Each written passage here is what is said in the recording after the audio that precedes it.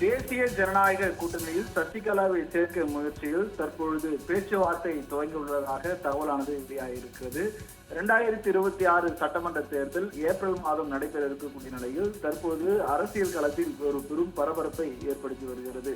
குறிப்பாக தற்பொழுது அதிமுக கூட்டணியில் தேசிய ஜனநாயக கூட்டணியில் அதிமுக அங்கம் வகித்திருக்கக்கூடிய இந்த நிலையில் தற்பொழுது அந்த தேசிய ஜனநாயக கூட்டணியில் அதிமுகவில் இருந்து பிரிந்திருக்கும் சசிகலா, டிடிவி தினகரன், ஓபிஎஸ் ஆகியோரை இணைக்க வேண்டும் என்று பாஜக தொடர்ந்து வலியுறுத்தி வருகிறது.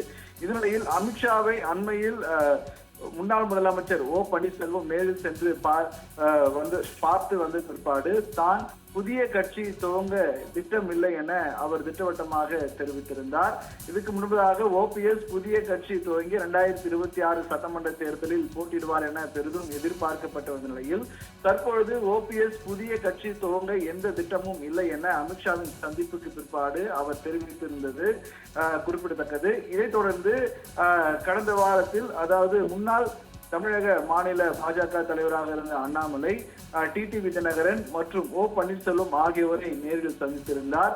இன்று மீண்டும், அதாவது சசிகலாவை பாஜக தரப்பில் சந்தித்து தேசிய ஜனநாயக கூட்டணியில் அங்கம் வகிக்க வேண்டும் என பேச்சுவார்த்தை துவங்க உள்ளதாக தகவலானது வெளியாகி வருகிறது.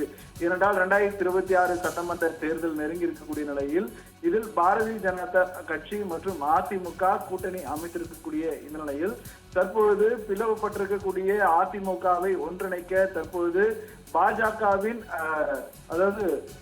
பாஜகவில் தொடர்ந்து அழுத்தமானது விதிக்கப்பட்டு வருகிறது. இது ஒரு புறம் இருக்க, ஒரு புறம் அதாவது தமிழக மாநில தலைவராக இருக்கக்கூடிய நயனா நாகேந்திரன் அதிமுக எடப்பாடி அணியில் இடையே தான் கூட்டணி அமைக்க வேண்டும் என அவர் ஒரு புறம் தெரிவித்து வருகிறார். மற்றொரு புறம் முன்னாள் மாநில தலைவர் அண்ணாமலை டெல்லியில் இணக்கமாக இருப்பதால் அவர் பிளவுபட்டிருக்கக்கூடிய அதிமுகவை தற்பொழுது சந்தித்து வரக்கூடிய நிகழ்வுகளும் ஏற்பட்டு வருகிறது. இன்றைய தினம் பாஜகவின் முக்கிய நிர்வாகிகள் சசிகலாவை சந்தித்து பேச்சுவார்த்தை நடைபெற உள்ளதாக தகவலானது வெளியாகியிருப்பது குறிப்பிடத்தக்கது.